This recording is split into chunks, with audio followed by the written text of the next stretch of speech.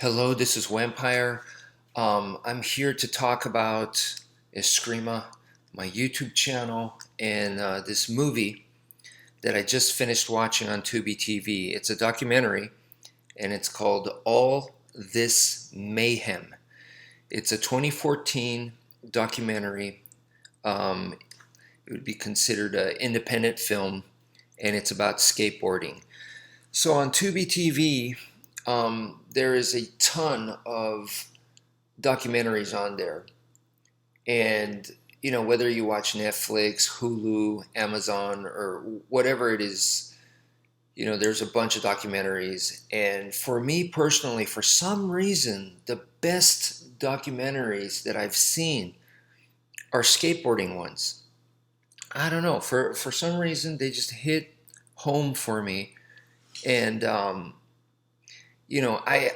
I've dabbled a little bit in skateboarding, and by a little, I mean very, very little. Like, I'm just talking about a tiny, tiny, tiny, tiny bit. I can't emphasize how little.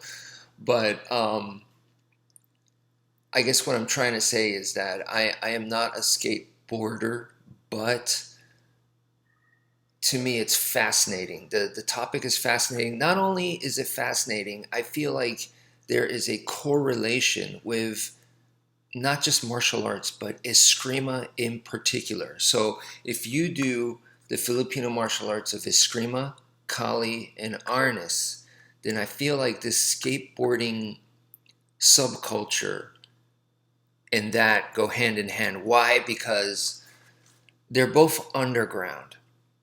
So for the people that, you might look at my YouTube channel and you go, man, this guy, when is he going to be like teaching or filming from a dojo, like a commercial studio?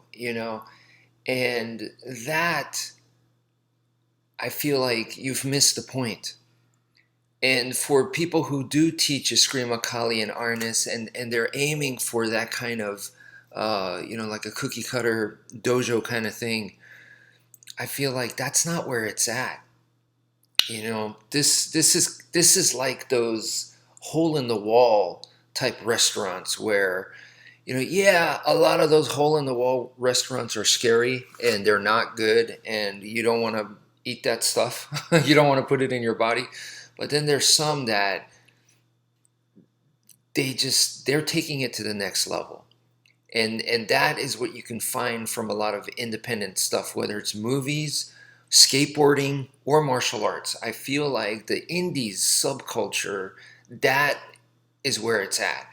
And for Eskrima, I definitely feel that it's underground, even though it's probably one of the most widely seen martial arts on the planet, because it's in a lot of Hollywood stuff, whether it's, a superhero TV show like Daredevil or Arrow. You see clips of them training with sticks and stuff, fighting with sticks. You see it in video games, Batman Arkham Asylum with Nightwing, and, you know, tons of Hollywood movies, but the name Eskrima or Kali or Arnis is never really said. That's never the main emphasis. So a lot of people see it, they see double stick stuff, they see stick fighting stuff, knife fighting stuff. For example, you could watch Dune and have no idea that that's what that is, that that's Filipino martial arts there. They don't know it, they don't know what they're seeing. And not just that, a lot of times it could be mixed with other styles because that's the way oftentimes it's taught. It's taught, especially if you come from the 90s, and that was my heyday of training, getting into the martial arts was the 90s. In fact, 1990, that's when I started. Eskrima, Kali, Arnis was taught at that time as a style that you add on to whatever style it is that you do. So if you do Taekwondo, add Eskrima, Kali, or Arnis to your style. So because of that, like for example in the Born Identity, it's mixed with other styles that, or what's John Wick. It's mixed in with other stuff. So it's difficult for the name to get around. And therefore, even though it's widely seen, this is still unknown. So it's underground. And for me, I used to not like that. I was like, it needs to be more commercial. It needs to be more well known. But now I completely, how do you call it? Rebel. And I'm proud that it's underground. I like the underground scene way better than some commercial school where you gotta, sign this contract or whatever, or you go to this commercial school and you buy the uniforms and stuff, and whatchamacallit, it's just like this cookie cutter stuff, you know, and that is not interesting to me. Uh, I could care less, and same with Hollywood movies and stuff. I'm not into the mainstream stuff. Sure, I'll watch some for sure, and I'll enjoy it, but that's not where I get a lot of my enjoyment from. Is not there, you know. And the people that go into the fad of that kind of stuff, like there's always a trend going on, right? I could care less about that. So right now, like in Escrima, Kali, and Arnis, the trend is, these partner drills and these, offense, defense, quick, speedy partner drills that everybody wants to do. I could really care less about that, So I feel like I'm going against the trend. And right now I'm really into the stick chokes. And I put that kind of stuff up there. And mixing the styles. I'm cross training in boxing and kickboxing all the time. And you might see some videos where I'm doing some stuff on the punching bag, kickboxing type stuff, or I'm doing a jump rope cardio type stuff, because that comes with the territory for boxing or kickboxing. If you do any kind of that kind of stuff, you have to do it. If not, you're not really doing the real thing. So that's the kind of stuff I'm doing, and I do get criticized for it. I don't care. I really don't care, because to me, this stuff, just like those skateboarding documentaries, this is one of the guys got interviewed. I think it was one of the brothers in all this mayhem. And so, why do you do this? And he said, it's all about progression. It's all about progressing, advancing the skill, the craft. That's what it's about. And I feel the exact same way. That's what this is about. This is about getting the art of Escrima, Kali, Arnis, and advancing it, progressing it. Not about, basking in fame or showing off cool demonstrations and impressing people, and then, charging people for that. That, to me, that is not what this is about. No, hell no. Hell no. Screw that. I hate that. And, because like at the end of the day, like I said, with the fad that's going on, or people doing all this balintawak type stuff, right? I got nothing against it, all right? Because I do teach traditional stuff too. So the partner drills, in my case, I'll call it sombrada, right? Hubud, and everything in between that. Yes, I do teach it and we do practice it. But at the end of the day, I also teach my students that in a no-nonsense situation, dude, you're just going to charge in and get that stick choke, and that's it. It's going to be done pretty fast. You're going to bypass all that other stuff that people are so into right now because it looks good. And, they're just playing with egos is what they're doing. So, I am deliberately getting off that bandwagon. And to me, this is a progression of my training. I just And I've been criticized before in the past for many things, like, oh, he just steals material or whatever. That is not true. That's bullshit, right?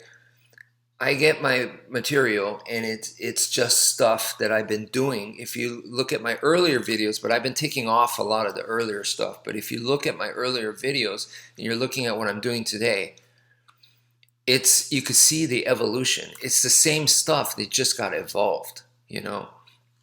And to me, that is the progression. That is the craft that you're building, that you're developing. And that is no different than these skateboarders that they just go out and they practice. And not the ones that, like, what I really liked about this documentary, All This Mayhem, is they kind of showed that there's another side to skateboarding with the X Games where it's all about making it big, making it huge, marketing, and pleasing the fans and doing this kind of like stuff that they're going to enjoy. And it really kind of had nothing to do with the real skill of skateboarding stuff. It's more like getting the oohs and the ahs type stuff. And yeah, I kind of feel the same way about martial arts. And it's like, I don't care, and I've been asked before in the past, can you demonstrate what you do? I want to see the demonstration.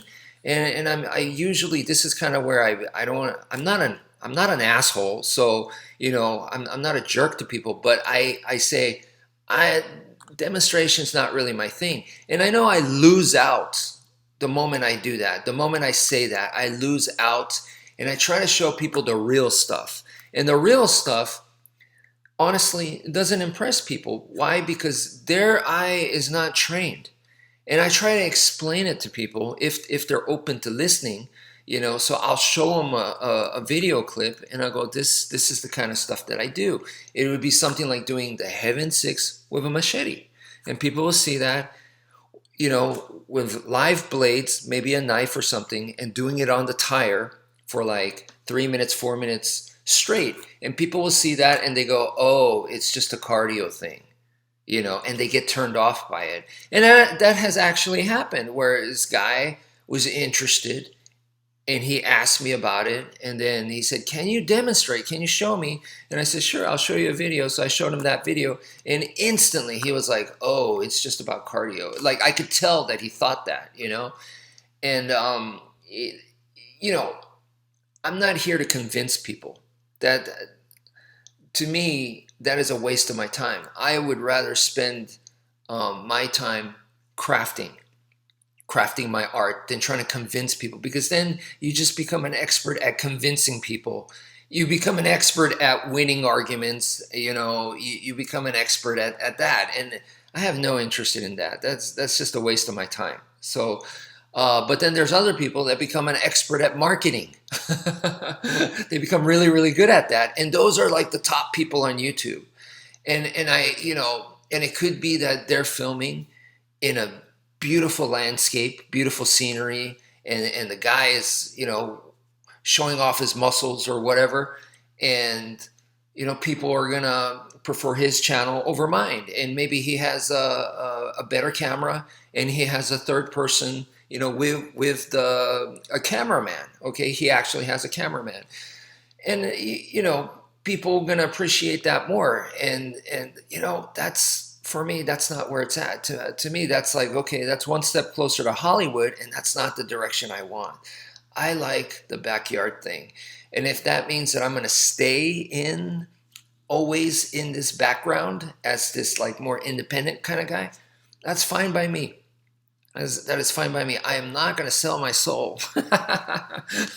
I'm not selling my soul to the devil. I'd rather be pure and do it like this. And, because the fame and the fortune, it corrupts you, and people start putting you in position like on a pedestal and stuff, and you get all this power.